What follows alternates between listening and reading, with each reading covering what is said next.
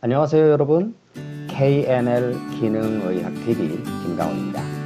KNL은 내 건강, 가족 건강을 지키기 위해 노력하는 여러분을 응원합니다. 주변에 많이 알려주시고 구독, 좋아요 부탁드립니다. 치매, 알츠하이머뿐만이 아니겠지만 건강 유지는 항상 질병 예방부터 시작해야겠죠. 이번 시간부터는 몇 차례에 걸쳐 치매, 알츠하이머 예방과 치료에 도움을 주는 보충제, 식품, 영양소 이런 것들에 대해서 알아보려고 합니다. 가장 중요한 것은 기본 영양제를 평소 균형 있게 섭취해야 한다는 점입니다. 기본 영양제는 종합 비타민과 칼슘, 마그네슘의 오메가3, 프로바이오틱스로 구성됩니다. 칼슘의 가장 중요한 역할은 예상과 달리 혈액의 산과 염기 균형을 유지하는 것입니다. 따라서 칼슘 섭취의 목적은 이를 돕기 위한 것이고 흔히 알고 있는 골다공증 예방은 2차적 목적에 해당됩니다. 육류를 많이 섭취하여 혈액이 산성화되면 뼈로부터 칼슘을 공급받아 균형을 회복합니다.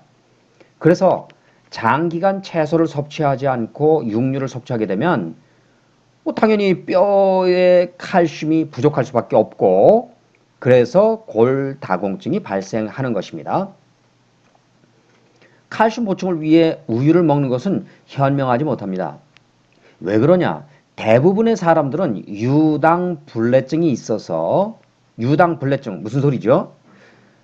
우유를 잘 소화 못 시킨다는 얘기입니다.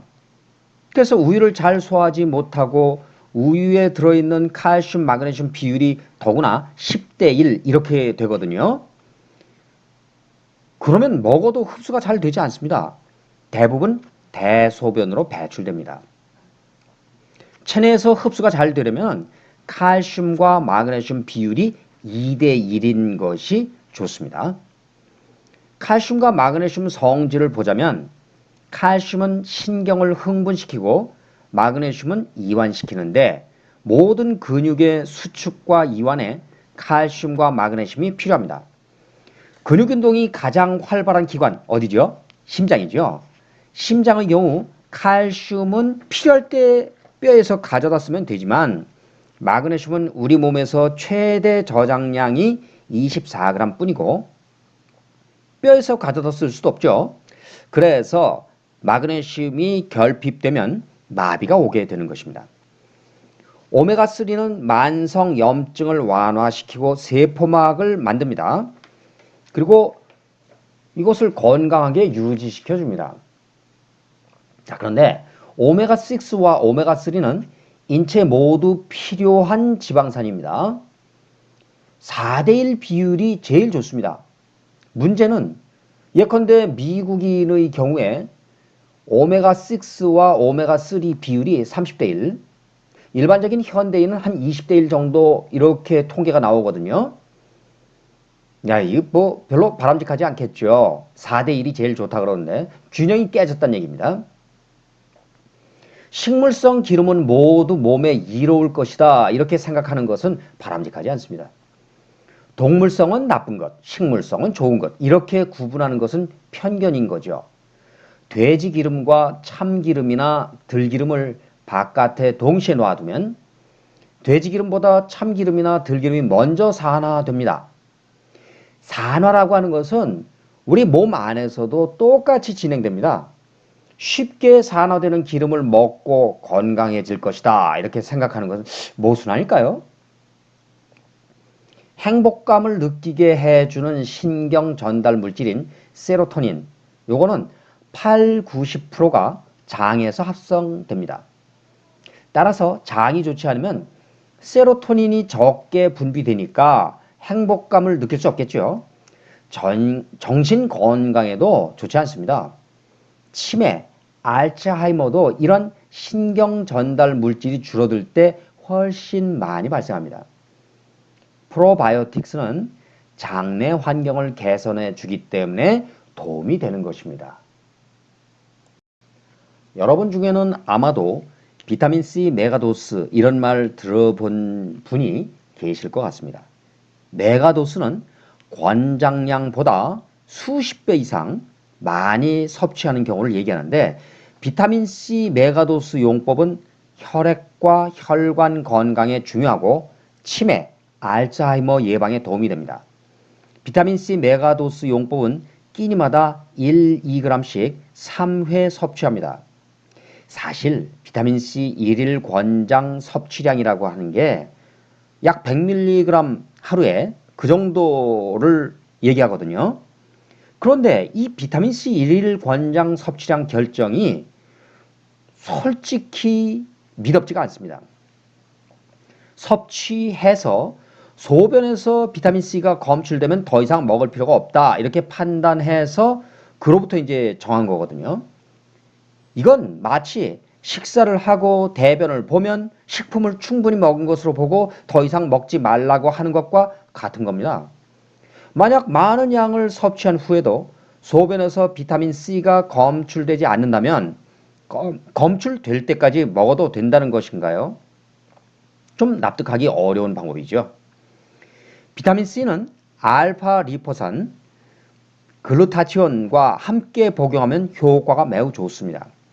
항암제가 암세포뿐만 아니라 정상세포도 공격하는 것처럼 과량의 항산화제 섭취는 정상세포도 손상시킬 수 있습니다.